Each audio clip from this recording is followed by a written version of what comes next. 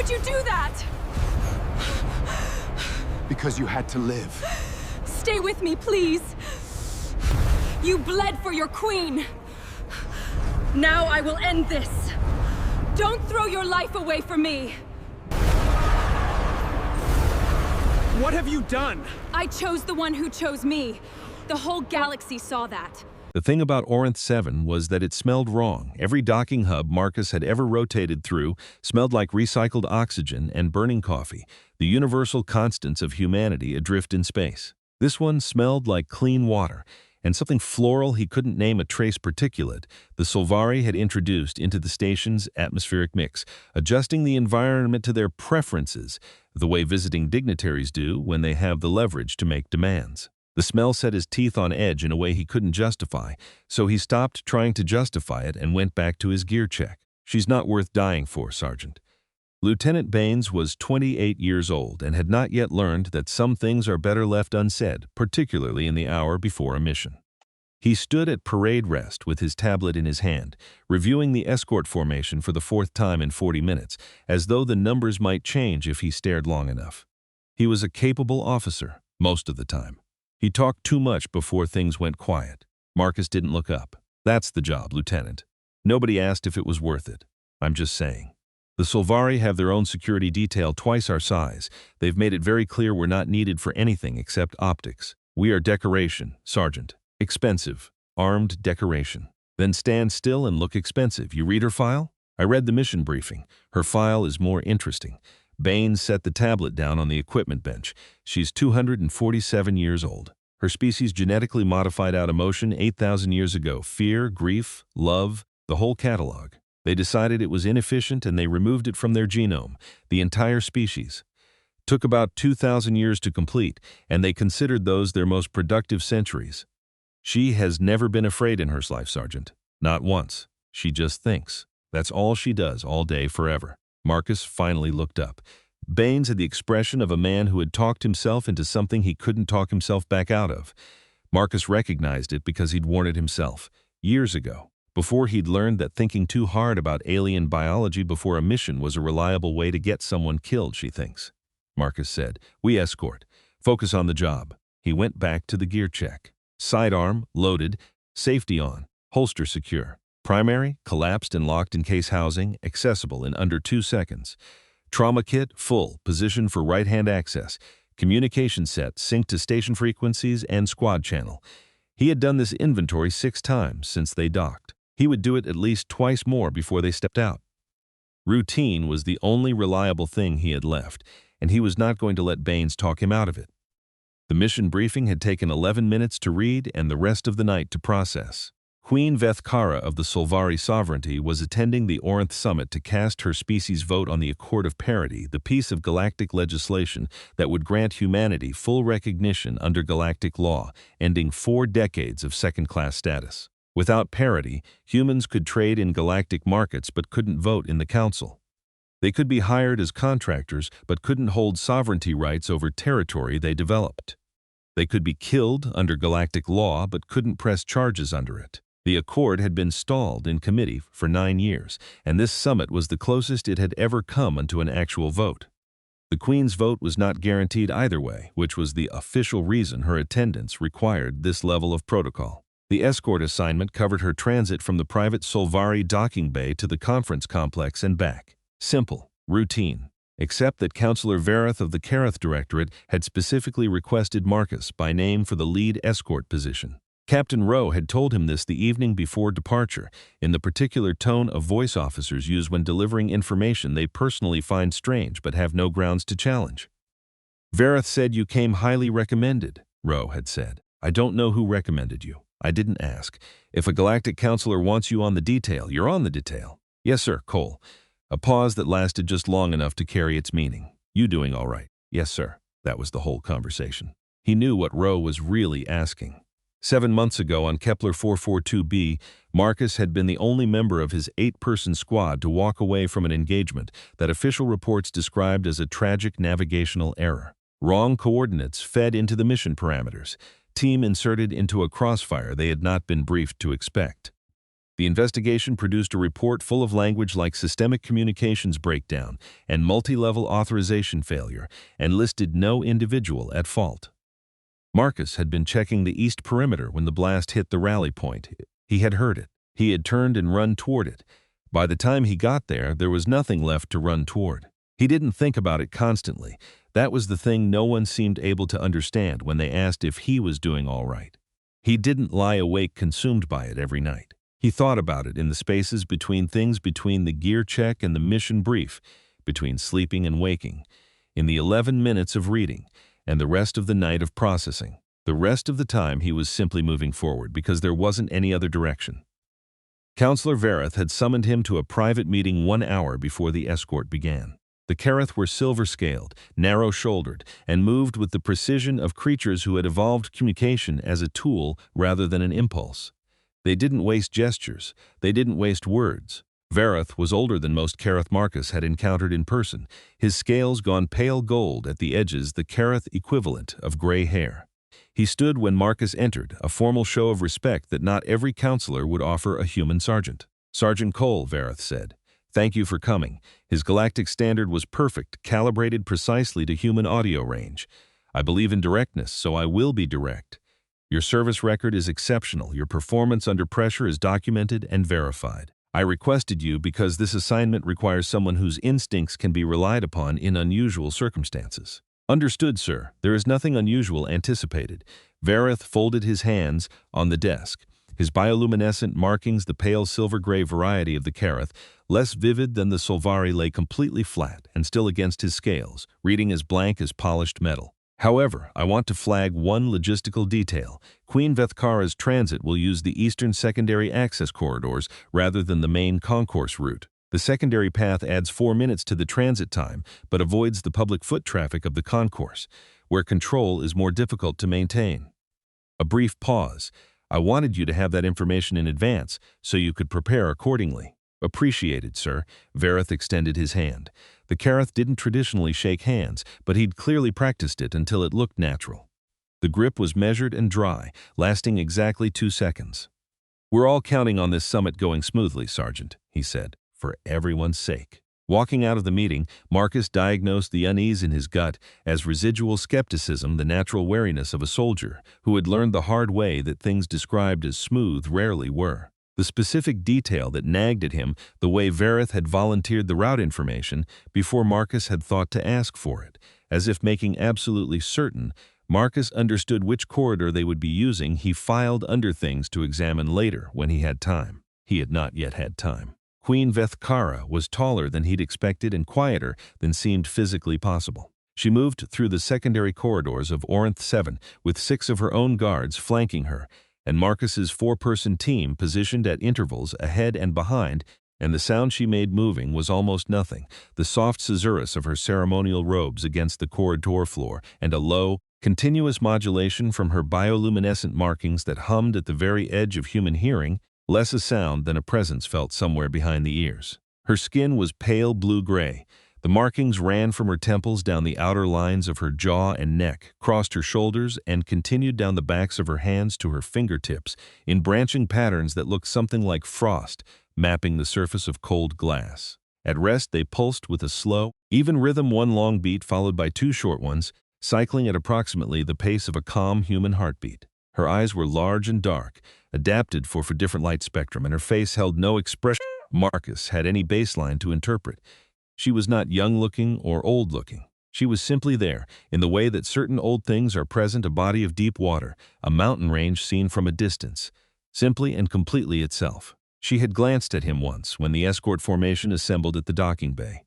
A direct look, 2 seconds at most, before her eyes moved to the corridor ahead. In those 2 seconds, her bioluminescent markings had shifted a quick, irregular flutter, nothing like the even rhythm from before. He didn't know what it meant. He filed it and moved.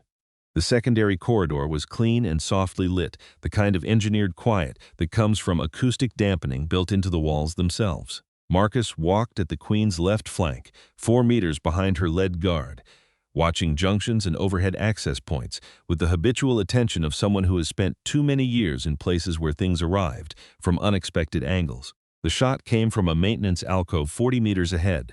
He heard it before he understood it, a crack of displaced atmosphere, sharp and wrong, a sound that did not belong in the ambient noise of this corridor.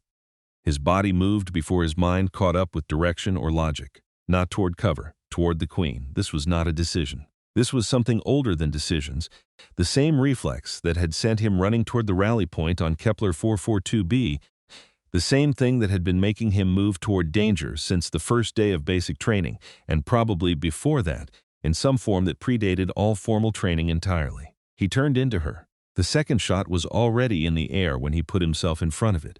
The impact hit the back of his right shoulder with a pressure that registered almost as an abstraction, the way serious wounds announce themselves before the nerves catch up to the full fact of them. He got his left arm around the Queen's torso and used the momentum of the impact to pull her sideways rather than let her fall backward.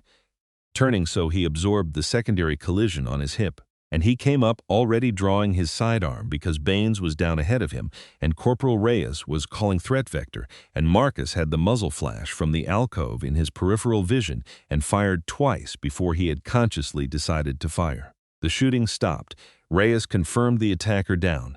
Private Watkins had moved to the Queen's far side, weapon up.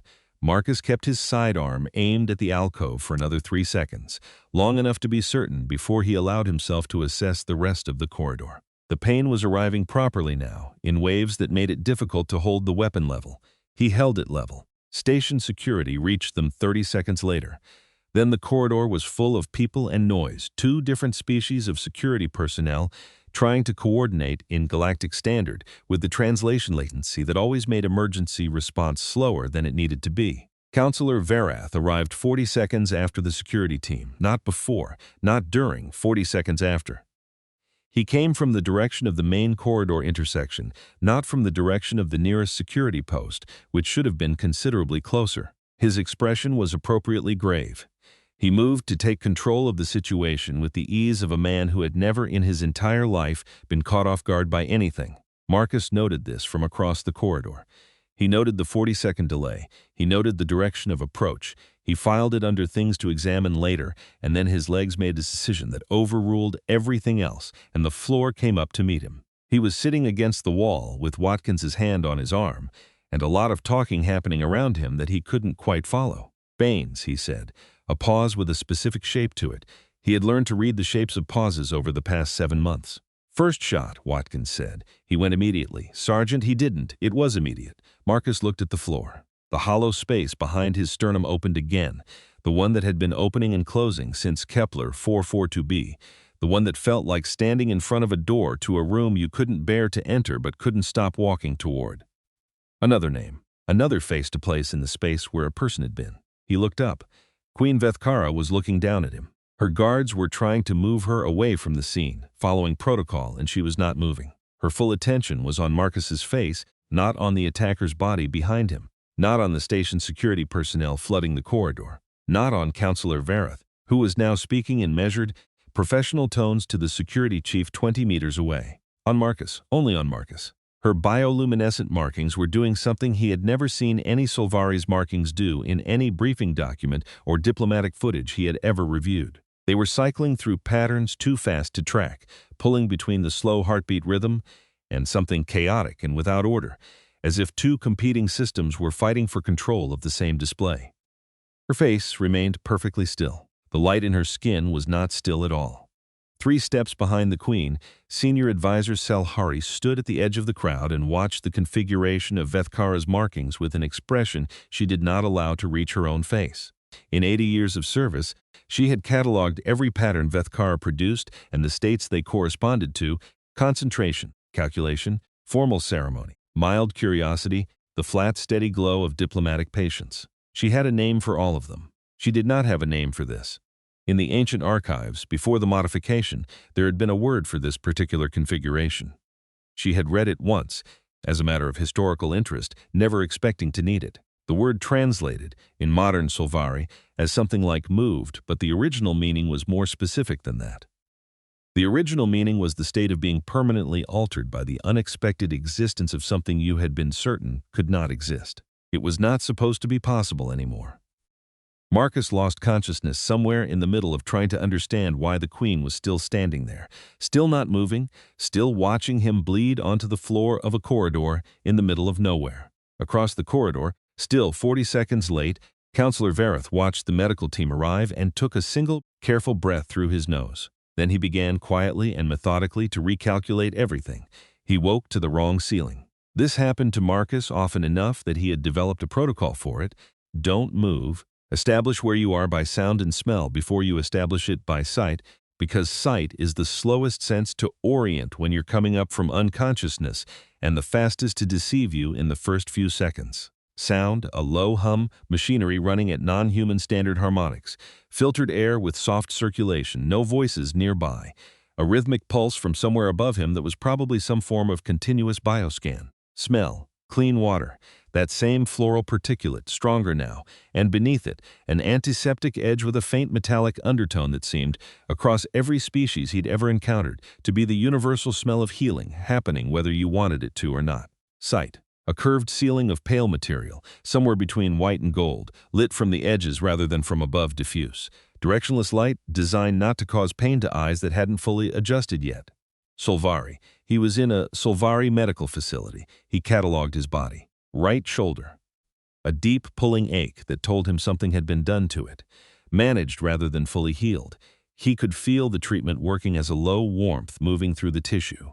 More organic than the mechanical approach he was used to in human medical settings. Left side intact, legs intact, head clear, which surprised him, because blood loss at the level he'd been at usually left him foggy for the better part of a day. He sat up. His shoulder objected thoroughly, but it didn't stop him. The room was small and curved, shaped like the inside of a standing egg, one chair beside the bed. One door currently closed with no visible handle on the inside, either a security measure or a design preference. A small surface along the wall held equipment he didn't recognize. The lighting shifted slightly when he moved, brightening in a way that suggested it was responsive to occupant activity. He spent 30 seconds taking inventory and then decided he would wait because there was nothing else useful to do. The door opened. He had not heard anyone approach. Queen Vethkara came in alone. He recognized instantly that this was not standard protocol, not for any head of state he had ever been briefed on under any circumstances.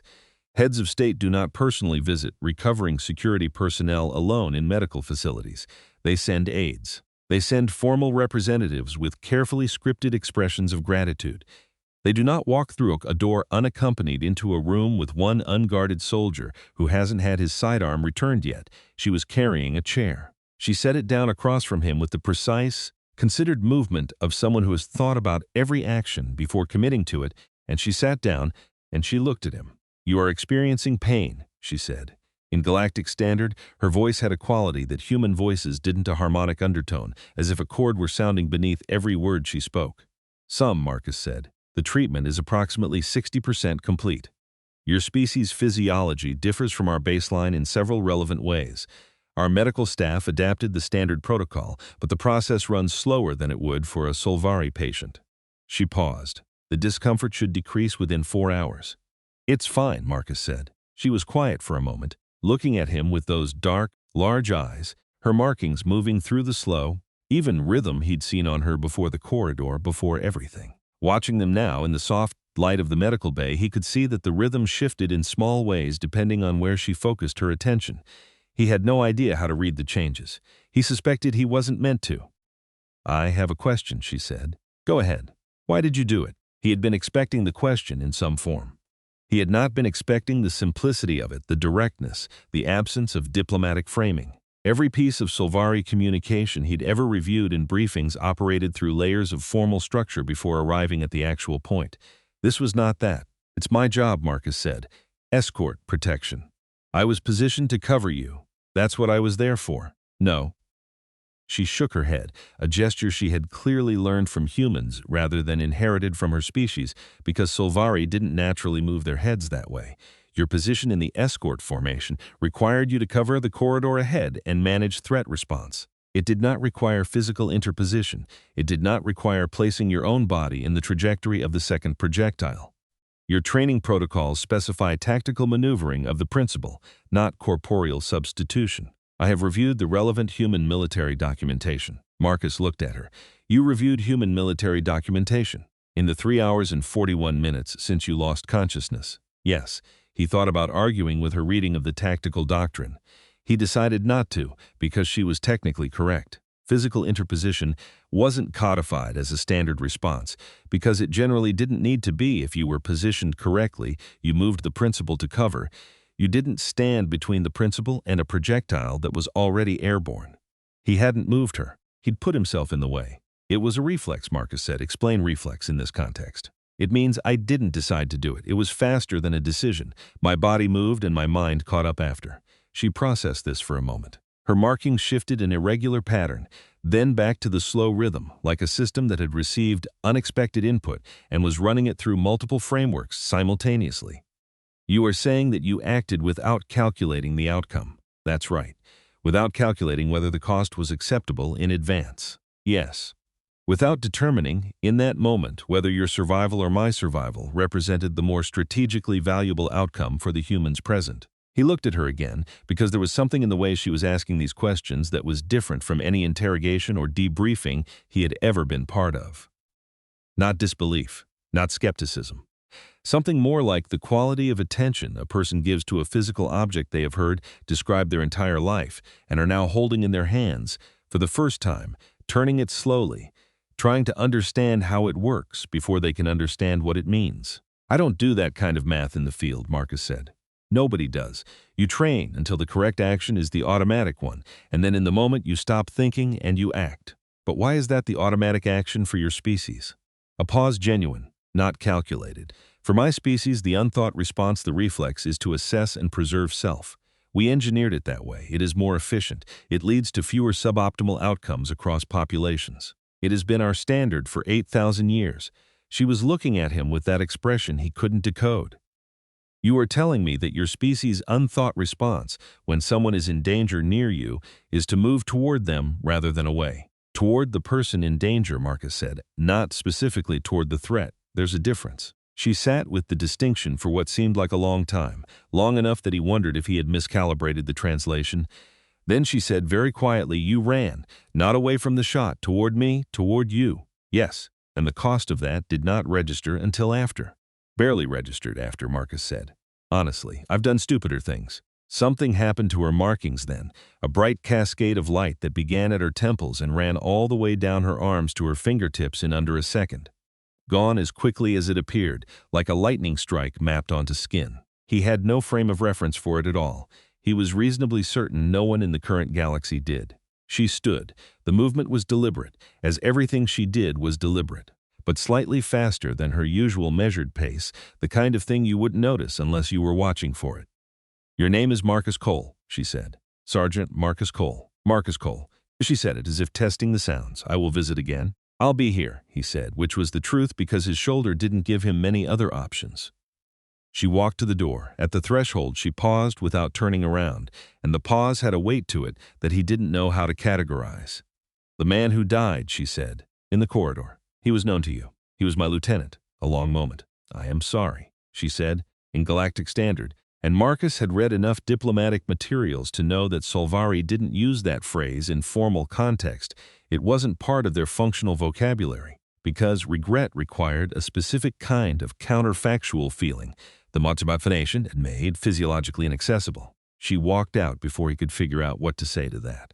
Solvari was waiting in the outer corridor. She fell into step beside Vethkara as the Queen moved toward the private conference room, maintaining the precise 3-step distance that 80 years of service had made as automatic as breathing. Your sovereignty, Solvari said carefully. You went in alone. I am aware of that. It was not advised. I am also aware of that. The Queen kept walking. Her markings had returned to the slow rhythm, but beneath it something else moved, something that pulsed at a frequency Solvari had been trying, for the past 3 hours, to assign a name to. I needed to speak with him without observers. A human soldier who knows he is being watched will not respond the same way as one who believes he is not. I needed to see the unperformed version of what he is. And did you learn what you needed to learn? Vethkara was quiet for 3 steps. I learned something I did not anticipate learning, she said. Something I am not certain our current vocabulary can accurately describe. They reached the private conference room. Solvari opened the door and held it. When Vethkara had passed through, Solvari said, In a tone she kept as neutral as possible, "There is a matter I have been considering raising with you, your sovereignty. I was not certain whether the moment was appropriate. Say it." Selhari paused, not from uncertainty about the words she had been turning them over for hours, but from the weight of saying them out loud, where they would become real. There is a clause in the founding legal record. Paragraph Act 7 of the Shielding Accord, what the historical records call the Oath of Interposed Life. She let a breath pass. The protocol has not been invoked in 40,000 years. There is a reason for that. The Queen stood at the center of the conference room and did not sit down. Her markings went very still. "I am aware of the protocol," she said. "I thought you might be. I am also aware that what occurred today may not have satisfied the specific conditions required for invocation. The human was assigned as my escort. One could argue he was acting under the interpretation of a standing order. The medical record shows he drew his weapon after interposing himself, not before." Selhari said it carefully, because the Queen already knew this, and what she was really doing was voicing the permission structure, the logical chain that made the conclusion possible. His body moved before his training engaged. The medical team documented the sequence. His training, under the human military doctrine you reviewed, would have required him to identify the threat and draw first. His body was faster than his training. Your sovereignty. Vethkara looked at the stars through the conference room's narrow viewport. The light of them was very old and very cold and very far away, which was usually a thing she found stabilizing. "Not yet," she said finally. "Leave it for now. I need to think." "Yes, your sovereignty." Selhari went to prepare the afternoon briefing materials and did not allow herself to think about what had just been said and not said. She had learned, over 8 decades of service, that there is a specific kind of moment that looks like nothing happening, but is in fact everything happening, and that the only correct response to it is to do your job and wait. The message from Counselor Verath arrived 47 minutes later, transmitted through formal diplomatic channels to the Solvari delegation's secure communication system. Selhari read it and set it down very carefully. Verath was formally requesting that Sergeant Marcus Cole be transferred from the Solvari medical facility to the station's neutral medical center, citing Henna's justification that the human soldier deserved care calibrated to human physiological standards rather than Solvari protocols. The request was framed as humanitarian concern. It was co-signed by 2 junior counselors and carried the procedural weight of a formal council motion. Selhari brought it to the Queen. Vethkara read it without visible response, which was standard. Then she read it again. Then she placed it flat on the table and set both hands beside it and looked at it for a moment that stretched past what any Solvari should need to process 12 words of galactic standard text. "Send a response," she said. "To whom? Your sovereignty." "To Counselor Verath. Sign it with my full sovereign title. Use the formal diplomatic seal." She paused for exactly 1 second. 2 words. Selhari waited. "He stays," said the Queen of the Solvari sovereignty. In the medical bay, Sergeant Marcus Cole lay on his back and stared at the pale gold ceiling and thought about a 247-year-old woman who had said she was sorry in a language where sorry wasn't supposed to exist anymore. He thought about it until the responsive lighting dimmed to its night cycle. He thought about it a little longer after that. He could not have explained why the 2 words felt important. He was not sure importance was the right category. They just sat in the back of his mind with the quiet weight of something that had not yet finished arriving. The formal investigation request came through official channels at 0600 station time, 4 days after the incident in Corridor 7 East. Marcus was reviewing the security gap analysis on his issued tablet, something to do with his one working arm, when the notification appeared at the top of the display, marked with Counselor Verath's seal and the procedural designation of a Galactic Council inquiry. He read it twice to be sure he understood it. The charges were framed in the particular language of galactic bureaucracy that managed to sound like concern while being something else entirely.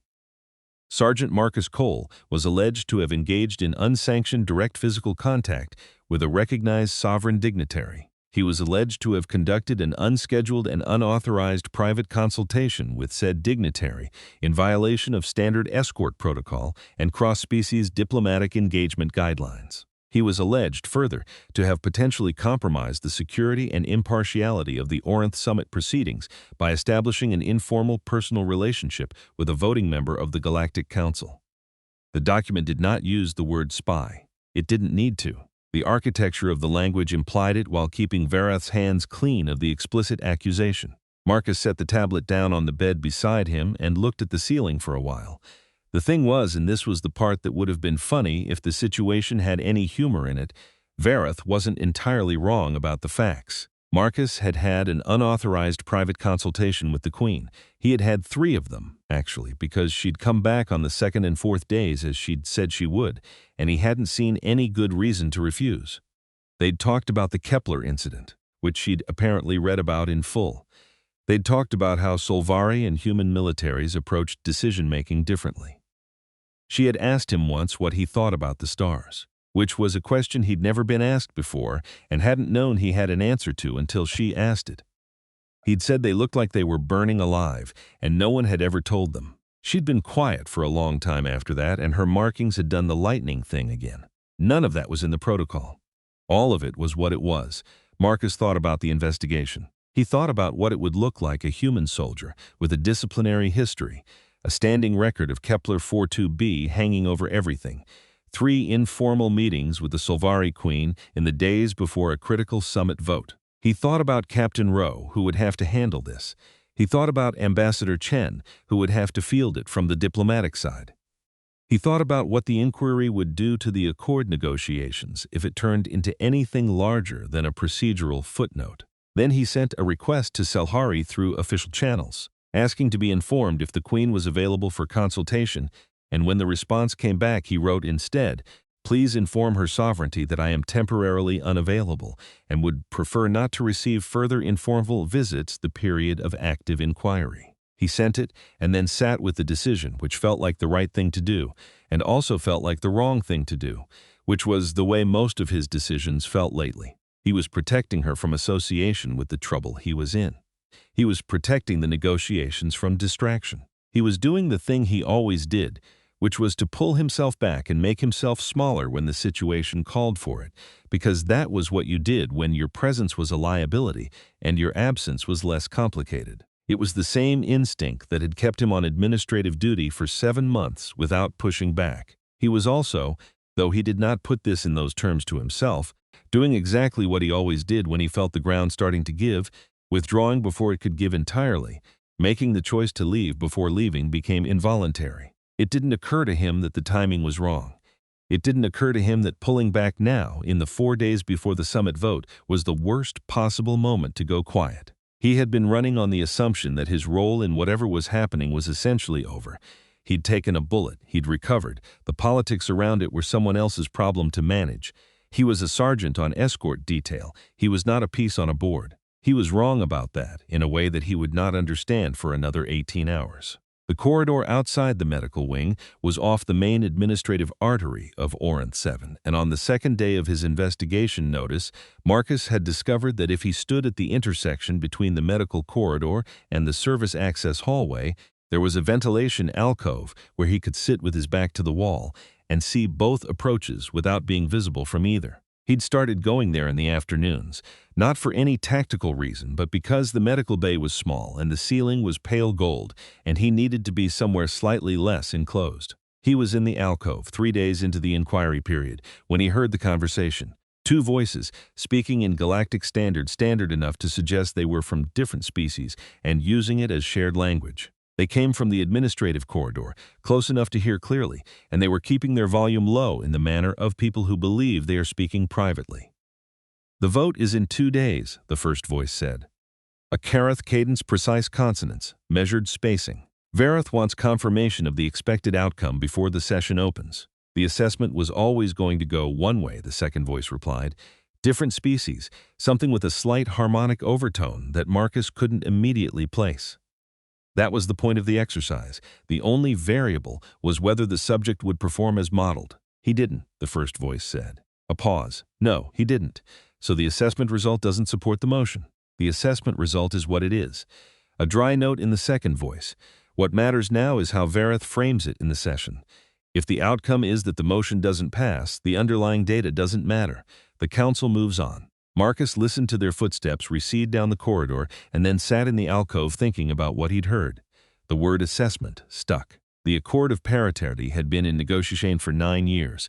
He understood that the summit involved assessment of human readiness indicators, votes on whether humanity met the criteria. He'd heard Ambassador Chen use that kind of language in briefings. The expected outcome of the assessment probably referred to the council's projected vote count. The subject who hadn't performed as modeled was probably some political bloc that Vareth had expected to vote one way and was now going another. He should probably flag this to Captain Rowe as potentially relevant to the diplomatic situation. He filed it under things to mention when the inquiry was resolved, and it would be less complicated to communicate through official channels. He went back to the medical bay and read the security gap analysis for the fourth time and did not think about how the word subject had been used as if it referred to a person rather than a political faction. He would think about it later. He would not get later. In the Solvari delegation's private conference suite, Senior Advisor Selhari placed 2 documents side by side on the briefing table and waited for the Queen to finish reading them. The first was a copy of Vareth's formal investigation notice, which Selhari had obtained through Solvari diplomatic intelligence channels 2 hours after it was transmitted to Marcus's tablet. The second was a transcript of an intercepted communication between 2 mid-level Karath administrative staff, flagged by Solvari automated monitoring systems for containing procedurally unusual language related to summit proceedings. Vethkar read both documents in sequence. Her markings were doing the flat, absolutely still configuration that Selhari had learned over many years to read as the outward sign of internal states that the Queen did not permit to become visible. The Queen's version of fury was indistinguishable to an outside observer from deep concentration. Selhari could tell the difference by the stillness. Concentration moved slightly at the edges. This did not move at all. He withdrew his request to speak with me, Vethkara said, not as a question. Yes, your sovereignty. 2 days ago. He cited the active inquiry period. He was protecting the delegation from association with his situation. That would be consistent with his documented behavioral patterns. He withdrew, Vethkara said, very precisely, because he does not know what he is in the middle of. He believes the inquiry is about him. He does not understand that the inquiry is the mechanism by which Vareth intends to remove him from proximity before the vote. Selhari said nothing because the Queen was not asking a question. Call a session, Vethkara said. Invoke sovereign right of request within 12 hours. She picked up both documents and set them at the edge of the table with perfect alignment. And Selhari had the legal archives copy of the shielding accord transmitted to my secure system, the original language, not the modern summary. Selhari looked at her. Yes, your sovereignty. All of it, the Queen said, including paragraph 7. The session notification went out through formal channels 40 minutes later. Councillor Vareth received it in his private office and read it twice without moving. Then he put the notification down on his desk and looked at the opposite wall for a long moment, which was, for a Karath who prided himself on the absence of visible reaction to anything, the equivalent of a sharp intake of breath. He had known this was a possibility. He had built contingency frameworks for it. He had simply not expected Vethkara to move quite this quickly. He activated his secure communication system and routed a channel to an address that did not appear in any official council directory. He said 4 words, then closed the channel. The message was simple. The message was the kind of simple that comes from having planned for a specific eventuality so thoroughly that you no longer need full sentences to communicate it. He allowed himself, in the privacy of his office, 1 additional second to acknowledge that things had moved further from his preferred outcome than he had predicted. Then he adjusted his expression back to appropriate gravity and went to read the session agenda. In the medical wing's ventilation alcove, Marcus sat with his back against the wall and his tablet in his lap and watched the light in the corridor shift as the station moved through its artificial day cycle. He thought about the conversation he'd overheard. He thought about the way assessment had sounded. He thought about the Queen saying, "I am sorry," in a language that wasn't supposed to have room for sorry. He thought about Baines, 28 years old, and too much to say before things went quiet. Through the corridor's emergency speaker system, a session notification chimed at volume. The Solvari Queen was formally requesting a full Galactic Council session under the right of sovereign inquiry to convene in 11 hours and 40 minutes. Marcus listened to the announcement and then went back to the medical bay because his shoulder hurt and he didn't know what the session had to do with him, and there wasn't anything useful he could do about it either way. He passed a long, narrow window on the way back. Through it, on the other side of what turned out to be a one-way observation panel, Queen Vethkara stood in an administrative corridor and watched him walk. He didn't know she was there. She watched him until he rounded the corner and disappeared. And then she stood in the corridor alone for a moment, and her markings did the lightning thing. and her senior advisor, watching from a discreet distance, still did not have a proper name for it. In the ancient records, the closest word was resolve. The Galactic Council Chamber on Orinth 7 had been designed for exactly this kind of session, a circular room with a raised central floor surrounded by tiered seating for council members, witness alcoves along the walls, and environmental controls that could adjust atmospheric composition and temperature for up to 11 different species simultaneously. The lighting was neutral, species agnostic, the kind of light that favored no one. Marcus, seated in the human witness alcove with Corporal Reyes on one side and Captain Rowe on the other, noticed that the chamber smelled like clean water and that floral particulate he'd been trying to name for 2 weeks. The Solvari environmental systems were running again. There were 43 council members present in physical form, and another 12 attending via holographic relay from elsewhere in the station or from vessels in nearby space. Councillor Vareth sat in the third tier at the position of inquiry leader, which was the procedural role of the party who had called for formal investigation. The fact that the Queen had called the session did not change Vareth's procedural position, because the investigation was technically his motion. Vareth's team of legal advisors had apparently worked through the night to ensure that detail remained intact. Vethkara sat in the sovereign witness position, which was different from the standard witness alcove, a single chair at floor level, positioned so that everyone in the room could see her face. She had arrived in formal ceremonial robes and the full display of her bioluminescent markings, which at rest produced the slow, even pulse of concentrated thought. She sat with her hands in her lap and her face entirely still. She had not looked at Marcus since the session began. He didn't know what to make of that. Vareth stood, and the room went quiet with the particular speed that happens when everyone present is already waiting. "Thank you, members of the council, for convening on expedited notice," Vareth said. His voice carried easily in the chamber's acoustics, smooth and precise. "The matter before us is not merely procedural. It speaks to the integrity of this body's deliberative process and to the question of whether the current summit negotiations can continue under conditions of a brief pause, uninfluenced impartiality." He built the case systematically. That was the word Marcus kept landing on, systematic, because Vareth was doing what a good architect does, placing each piece in sequence so that every subsequent piece had something solid to stand on. The facts were accurate, which was the worst part. Marcus had been assigned to the escort detail through a channel that, while unusual, fell within councilor discretion. Marcus had been involved in the incident in Corridor 7 East. Marcus had subsequently had multiple unscheduled and unrecorded private consultations with the Queen of the Solvari sovereignty, whose vote on the Accord of Parity was the central pending matter of the entire summit. Marcus had done this without reporting the consultations to his superior officer or to the human diplomatic delegation.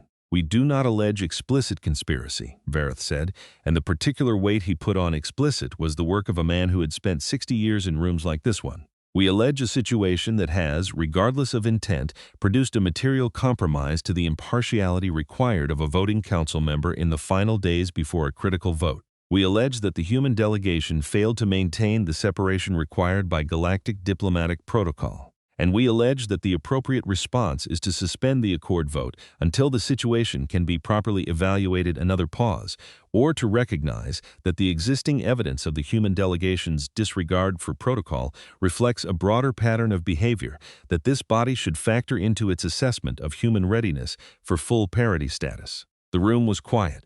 Not the quiet of agreement, but the quiet of 43 minds processing what they'd just heard and what it meant for the vote they'd come here to cast. Marcus looked at his hands. He thought about the ventilation alcove and the conversation he'd half understood. He thought about assessment and expected outcome and subject, and how he'd filed all of it under irrelevant. He was beginning to understand, slowly, that he had been wrong about what was irrelevant. Captain Rowe, beside him, was very still. The kind of still that means a person is running calculations they haven't finished yet. Vareth sat down. Queen Vethkara did not stand immediately. She sat in the sovereign witness chair and looked at the table surface in front of her, and the room waited, and the wait stretched long enough that 2 of the holographic relay counselors shifted in their projected images. Her bioluminescent markings ran through the slow rhythm, then faster, then slow again. Whatever she was doing in those seconds, it was not nothing. Then she stood. She did not walk to the speaker's position. She spoke from where she stood in the sovereign witness chair, and her voice carried in the chamber's acoustics exactly as well as Vareth's had. "Councillor Vareth has presented facts," she said. All of them are accurate. I intend to present additional facts. I ask that the council hear them in full before any motion is called. Procedural murmur. The presiding officer, an elderly Velthari whose species had been on the council for 12,000 years, nodded once. Proceed, your sovereignty. 4 weeks before this summit, Vethkara said, I received a communication through secure diplomatic channels from Councillor Vareth's office. The communication concerned the human escort assignment for my transit at this station. Councillor Vareth recommended a specific human soldier for the lead escort position. I accepted this recommendation without objection because I had no grounds at the time to question it. A small stir in the tiered seating. 2 weeks before this summit, she continued, my intelligence advisory staff flagged a series of communications originating from the Karath Directorate's operational office addressed to contracted security consultants employed by a private firm with historical ties to Karath Intelligence Services. The communications discussed a planned security incident at this station during my transit. The incident was described in operational terms. The incident was described as an assessment. She let the word sit, not an assassination, an assessment. The specific outcome being assessed was the behavioral response of the human soldier who had been assigned to my escort. The stir in the seating became something that was not quite noise but was moving toward it. I did not immediately act on this intelligence, Vethkara said, because I was uncertain of its implications, and because I believed the most accurate data would come from allowing events to proceed without my interference. I was correct in that assessment, though not in the way I initially anticipated. She turned her head slightly, and for the first time since the session began, she looked at Marcus. He looked back at her. The incident in Corridor 7 East was not an assassination attempt, she said, speaking to the full room, but with her eyes still on Marcus's face. The projectile that struck Sergeant Cole was a sublethal round, calibrated to incapacitate rather than kill. The round that struck Lieutenant Baines was full lethal, and his death was not the objective. It was an acceptable loss within the operational parameters. The objective was to create a situation in which a human soldier, confronted with lethal force in proximity to a sovereign dignitary of another species, would make a choice. A pause. Councillor Vareth and his team had modeled that choice at a 78% probability of self-preservation and a 4.8% probability of physical interposition. Marcus heard Rowe draw breath. He heard Reyes shift in the seat to his left. He was very still. The assessment, Vethkara said, was intended to produce evidence that humans, under lethal pressure, prioritize their own survival over the lives of beings outside their species. This evidence was to be presented to the Council in exactly the framing Councillor Vareth employed in the first half of this session as evidence of a behavioral pattern reflecting human unsuitability for full parity status. The assessment would then justify the motion to table the accord vote indefinitely. She turned back to the full room. The assessment produced an unexpected result, and Councillor Vareth, rather than revising his conclusion in light of the data, revised his strategy instead. The chamber noise was now definite and rising. The presiding Velthari brought the session to order, and it took 3 strikes of the assembly tone before quiet returned. I have the documentation, Vethkara said, once the room was still. All of it. The original recommendation to assign Sergeant Cole, the operational communications, the calibration specifications for both rounds fired in Corridor 7 East. I will submit them in full to the Council record. She paused. I also have the behavioral record of what Sergeant Cole actually did, which I submit not as documentation, but as testimony. He was 4.7 seconds from completing a standard threat verification protocol when the second shot was fired. Instead, he turned his body to cover mine. He did this before drawing his weapon. He did this knowing from his military training that the second shot was already in the air. He did this with no order, no prior arrangement, and no knowledge of any legal or political implications of the act. Another pause. He did it because, in his own words, that is what his body does, not his training, his body. The training came after. She let that sit for several seconds. In the tiered seating, nobody moved. In the founding legal record, Vethkara said, paragraph 7 of the Shielding Accord specifies the following. Any sentient being who places their body between lethal harm and a recognized sovereign leader of another species, without prior order, without formal alliance, and without calculating the outcome, invokes the right of species parity for their kind. The sovereign species is thereafter obligated to extend full recognition under all galactic law to the protector's species within 1 standard galactic year. She looked at Varath. The protocol has not been invoked in 40,000 years. Counselor Vereth has been working for 22 years through his directorate's legislative office to remove it from the active legal record. He has never had sufficient votes to do so. He has, however, successfully prevented any circumstance in which it might be triggered until 4 days ago.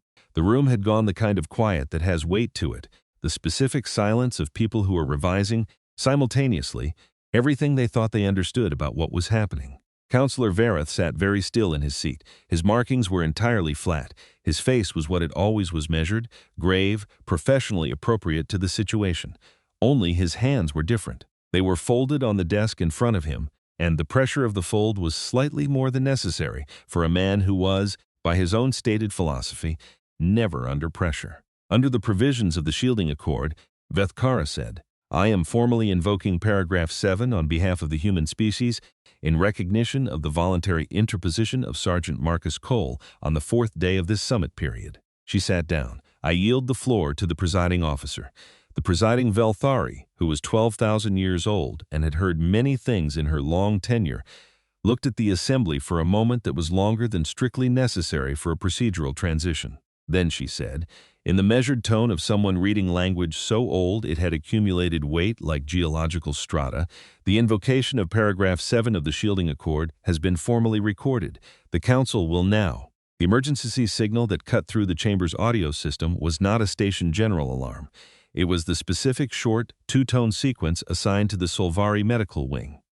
Selhari was on her feet before the second tone finished. So was Marcus. The two-tone signal from the Solvari medical wing reached the council chamber at the same moment it reached the security station 2 corridors away, which meant Marcus was approximately 15 seconds behind the official response, which meant he arrived at the medical bay door. At the same moment, the security response team was still trying to get it open from the outside because someone had engaged the emergency lock from the inside. He didn't know why the lock was engaged from the inside until the door opened and the first of the 3 people inside tried to shoot him.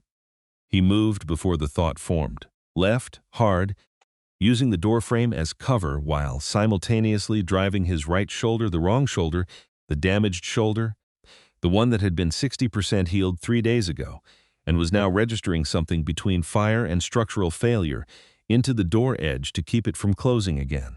The shot hit the doorframe. He was already through. 3 of them.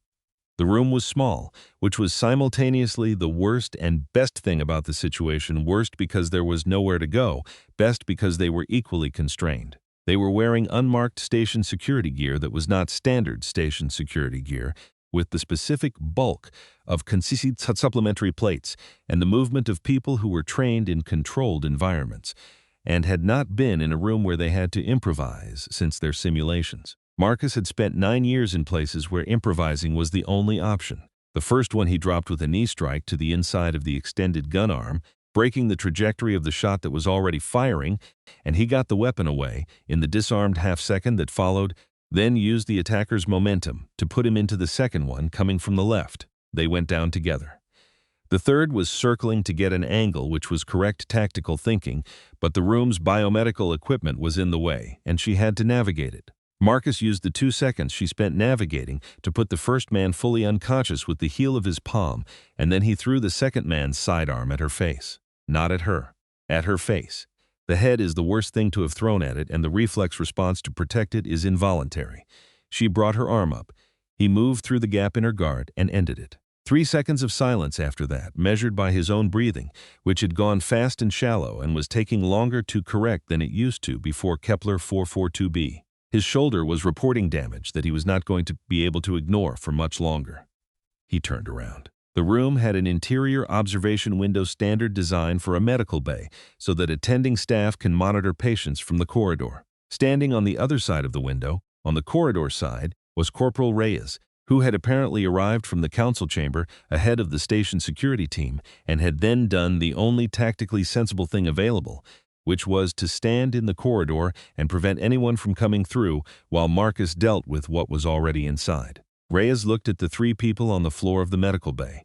Then she looked at Marcus. Then, with the specific expression of someone who is filing an experience in the category of things I will think about later, she said, "You're bleeding again, Sergeant." "I know," Marcus said. He sat down on the edge of the medical bed because his legs had decided to exercise their own judgment again, and he pressed his left hand to the back of his right shoulder, and he breathed deliberately for about 30 seconds while the station security team arrived in the corridor and began doing the things security teams do when they arrive after everything is already over. He was still sitting there when Queen Vethkara came through the door. She was followed by Selhari and 2 Solvari guards, and at a cautious distance, Captain Rowe and the presiding Velthari, and what appeared to be approximately half the council, though that was probably the hallway distorting the count. She stopped inside the doorway and looked at the 3 unconscious attackers on the floor, and then at Marcus on the edge of the bed, and her bioluminescent markings ran through a pattern he had learned over the past several days to recognize as the thing that happened when she was revising her calculations. "You should be in the station's medical facility," she said. "I was in the station's medical facility," Marcus said. "Some people broke in. They are Vareth's contracted security staff. We identified the seal on their equipment." She crossed the room and stood in front of him, and he tilted his head back slightly to see her face because she was tall, and he was sitting down. "Your shoulder has been re-injured." "Yes. The treatment will need to restart from approximately 40%. "I know." A silence between them that was not uncomfortable, which was odd given the circumstances and the number of people standing in the doorway watching. Selhari, from somewhere behind the Queen, said quietly, "Your sovereignty. The council is present. If you intend to proceed with the formal invocation." "I know," Vethkara said, and there was something in the echo of Marcus's own phrasing that he didn't think was accidental. She turned to face the doorway. The council members in the corridor rearranged themselves into something approximating a formal gathering, which was complicated by the fact that they were in a medical wing hallway with limited space and 3 unconscious people on the floor of the primary room. But they managed. The presiding Velthari moved to the front. Selhari produced a small device from her robe, a recording instrument, old model, the kind used for formal legal documentation rather than general use. The invocation was formally recorded in the session chamber, the Velthari said, in the particular cadence of someone reading the procedural record back for the formal archive. Under the provisions of paragraph 7 of the Shielding Accord, formal invocation requires the physical presence of both the sovereign party and the invoking individual. Sergeant Marcus Cole. "Here," Marcus said, which was technically unnecessary but felt accurate, "the sovereign party is required to confirm the invocation verbally and in person, in the presence of no fewer than 3 council members as witnesses. Do you, Vethkara, sovereign of the Solvari, confirm the invocation of paragraph 7 of the Shielding Accord in favor of the human species, in recognition of the act of voluntary interposition by Sergeant Marcus Cole, as documented in the Orient Station medical and security records?" Vethkara looked at Marcus. He looked back at her. His shoulder was producing a sustained, consistent pain signal that he was not entirely successful at ignoring, and he was sitting on the edge of a medical bed in a damaged uniform with blood on the back of it, which was not the visual he would have chosen for whatever this moment was. He thought about saying something and decided against it. He thought about looking away and decided against that too. "I confirm it," Vethkara said. The Velthari made the notation. Selhari's recording device registered it. From somewhere in the hallway, a sound emerged that it took Marcus a moment to identify because he hadn't heard it in a while, not directed at anything involving him, a sound like exhaled breath, multiple people simultaneously, the auditory shape of tension releasing all at once. Then Vethkara said, "I would like to say something additional. For the record." The Velthari looked at her. "It is not required." "I know, I would like to say it." A pause. "The record is open," the Velthari said. Vethkara turned to face the corridor, and the council members packed into it, and the relay lenses that were transmitting all of this back to the session chamber and through the session chamber's external feeds to every connected node in this sector. "I have governed my people for 247 years, she said. "I have been present at 11 galactic council sessions in which humanity's status was formally discussed. In all 11 of those sessions, the argument made against human parity was the same argument, restated in different terms, that the human species is emotionally unstable, that their responses cannot be reliably predicted, that their attachment to non-rational behavioral drivers, grief, love, the refusal to accept statistical loss, makes them a destabilizing element in a galactic order that has functioned without them for 40,000 years. She paused. 8,000 years ago, my ancestors reached the same conclusion about those qualities within themselves. They removed them. They considered this an achievement. The hallway was very quiet. 4 days ago, she said, a human soldier was placed in a position in which the rational, self-preserving, statistically sound decision was to prioritize his own survival. The people who designed the situation modeled his behavior at 78% likelihood of choosing that option. They designed the situation specifically because they were confident that a human would make the logical choice. Another pause. He didn't make the logical choice. He made a different kind of choice, not because he had calculated that protecting me would benefit him or his species or any negotiating position. He did it because someone near him was in danger, and his body did not know how to stand still and let that happen. She looked at Marcus once more, briefly, and the lightning ran through her markings from temples to fingertips. My species removed that quality from ourselves 8,000 years ago, she said, because we concluded it was inefficient. I have spent the past 4 days considering whether that was the right conclusion. I am not yet certain, but I am certain of this. The galactic community has spent 40,000 years defining civilization as the capacity to control, predict, and optimize, and we have become very accomplished at all three. We have also, in the process, removed from ourselves the only thing that the oldest law in our legal archive was written specifically to honor. She turned back to the full corridor.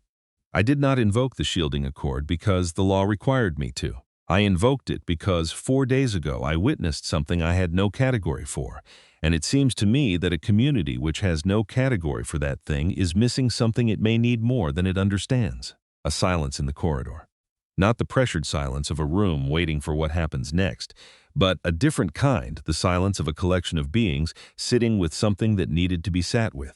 Then the Velthari, who was 12,000 years old and had heard many things, but was possibly hearing some of them differently today, said, "The invocation is confirmed and recorded. The Accord of Parity vote will proceed as scheduled tomorrow. The Council will recess to allow the situation in this wing to be managed." She looked at Marcus. "Sergeant Cole, you will receive appropriate medical attention." "Yes, ma'am," Marcus said. The council dispersed from the hallway with the particular controlled efficiency of people who are moving quickly because they want to think and have things to think about. The Velthari stayed a moment looking at Veth Kara, and something passed between them that Marcus didn't have the vocabulary to decode. Then she left too. Selhari moved to supervise the removal of the 3 unconscious people from the floor of the medical bay, which left Marcus and the Queen alone in the room, with Reyes in the corridor window and the station security team doing their job at respectful distance, and the whole situation settling around them into something that was not quite finished and not quite not. "He'll be arrested," Marcus said. "Vareth, yes. The documentation I submitted to the council is sufficient for a FCUMTRA of orchestrated endangerment of a sovereign dignitary and deliberate manipulation of council proceedings. He will not return to a council seat." She paused. "He will also argue, during his process, that his concern about human instability was legitimate, and some members will agree with him. This is never in the clean way that the end of a single case might imply." "It never is," Marcus said. "No." She looked at him with those dark, large eyes, and her markings did the slow, even rhythm that meant she was thinking about something carefully. "You still don't know what you did, do you?" He looked at the floor for a moment. "I'm starting to get a clearer picture. You did not know about the shielding accord. I had never heard of it in my life. You did not know the assessment was a test. No, you did not know any of it," she said. "You simply a pause," and he had learned enough about her pauses to hear the shape of her searching for words that fit what she was trying to say. "You simply acted as your species acts, when your body is faster than your logic, and it turned out that your species' oldest reflex is the one thing in 40,000 years that this law was waiting for." He didn't have anything to say to that. He sat with it for a moment, and it was a heavy thing to sit with, not because it was bad, but because it was large, and he hadn't expected it, and he wasn't sure yet how to carry it. "The human delegation will be notified of the vote outcome tomorrow," Veth Kara said. "In advance of that, Ambassador Chen will receive a formal communication from my office suggesting that Sergeant Marcus Cole be assigned to a diplomatic role. The Solvari sovereignty's preference is for a human liaison with experience in direct sovereign contact, someone who can facilitate communication between our species as the parity process moves into implementation." She paused. "I have recommended you specifically." Marcus looked at her. "I'm a sergeant. I'm aware of your rank. I'm not a diplomat. I don't have the training. I don't have the language skills. I've spent 9 years in a military context, and the one time I had to interact with a head of state, I ended up in a medical bay." "Yes," Veth Kara said, And in that medical bay, I had more honest conversation with you in 3 days than I have had with any formal human diplomatic representative in 9 years of negotiations. She let that sit for a moment. I did not say you were qualified for the job in any conventional sense. I said I wanted you for it.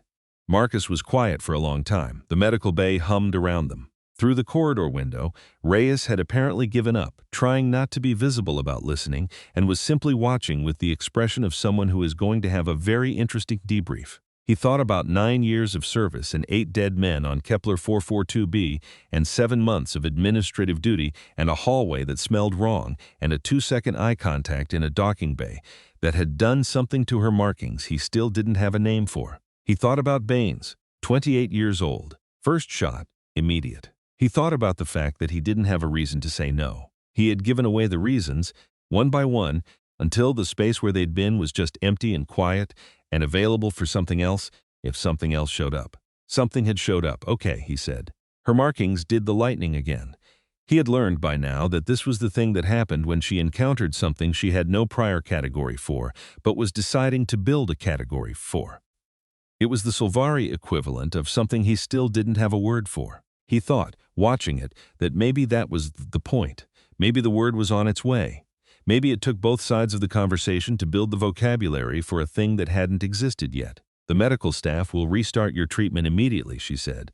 I suggest you rest. Yes, your sovereignty. She walked to the door. At the threshold, she paused. Because that was apparently a thing she did, and he had learned, watching her, that the pauses were never empty. Marcus Cole, she said. Not Sergeant.